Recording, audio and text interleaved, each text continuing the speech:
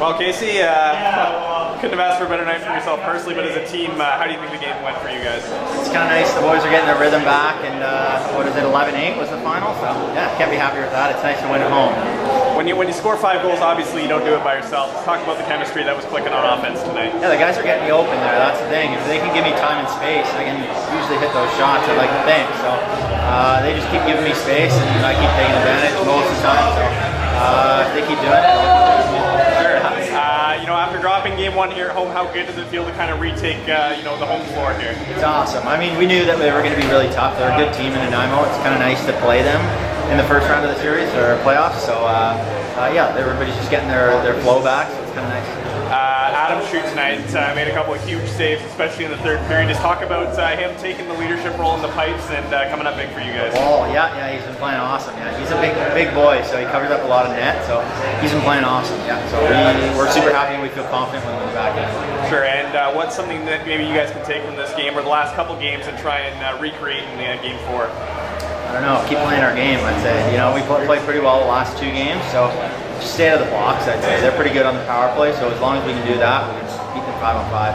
Sure. Anything else there? Okay. So have you guys figured out the transition game? It looks like you figured out you flying the ball. Yeah, they're a fast team. Yeah, we paid the price in game 1. So my old banged up body's got to get to the bench so we can get some D guys out and stop that. But yeah, it's been we've been trying to cover that the last few games. Yeah, you guys had about 20-foot advantage when you got guys coming out of the one end and you go to the other end in the transition. Is that part of tackling that transition game?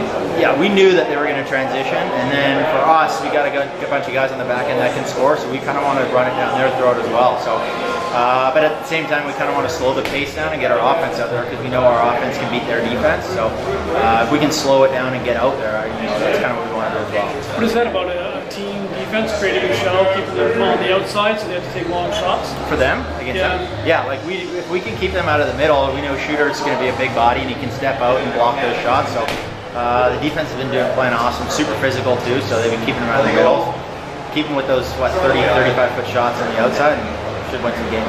And it appeared tonight that Jesse, yourself, and a couple others slipped into the slot quite nicely, and that's really part of your offense, isn't it? Is just passes coming across quickly.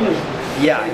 We gotta, we run a few plays and stuff like that, but we also know that we need to get some bodies in the middle, and everybody's buying into the system, which is nice. We actually want to get into the middle, and everybody's getting in the middle. Nobody's just a perimeter player, so it's kind of nice that bodies are getting through, and then they're opening up slots on the outside, then the DS is spread out, then it gives us the middle. So yeah, it's working well. Good. Perfect. Thank you so much, Casey. Yeah, sweet. Awesome. Thanks, guys. Right, so do you think you have Nanaimo's transition game figured out there, Bob? No.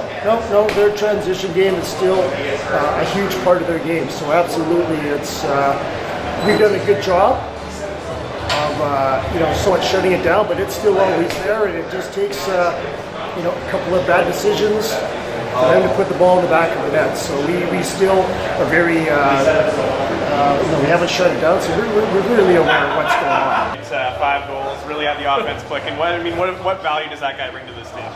The C-Jack is like Brett Hall.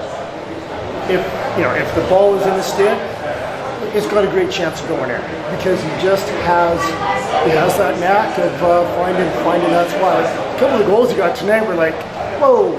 So they're great. It's awesome. You may take a few extra shots and stuff, but you know what? That's what you get. But slowly the whole team is gradually figuring out that playoff intensity. They took a long game 1, game 2 up there. What's going to happen. So we're finding that. But still lots of way to go. Still some mental errors were made from the goaltender all the way out.